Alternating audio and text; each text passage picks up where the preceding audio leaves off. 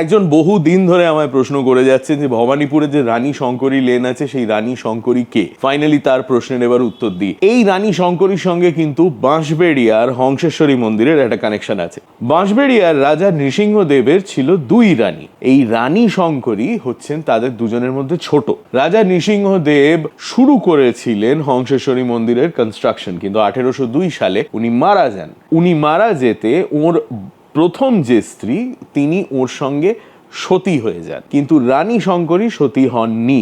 উনি তারপরে হংসেশ্বরী মন্দিরের কনস্ট্রাকশনের দায়িত্ব নেন এবং সেটা কমপ্লিট করেন ইন 1814 সালে। ইনফ্যাক্ট এই রানী শঙ্করী লেনের 21 নম্বর বাড়িতে পিটি নায়ার তার বই হিস্ট্রি অফ ক্যালকাটা স্ট্রিটসে লিখছেন যে আজও রানী শঙ্করীর বংশধররা বাস করেন। তো এই হচ্ছে ভবানীপুরের রানী শঙ্করী লেনের ইতিহাস। কলকাতার ইতিহাস সম্বন্ধে যদি আপনার কোনো প্রশ্ন থাকে বা বাংলার ইতিহাসের ব্যাপারে যদি কোনো প্রশ্ন থাকে করতে পারেন আমায় আজকের ভিডিওর কমেন্টসে। আর এরকম আরো অনেক গল্প শুনতে হলে ইনস্টাগ্রামে ফলো করুন আর ইউটিউবে সাবস্ক্রাইব করুন টু হাফ প্যান্ট হিস্ট্রি।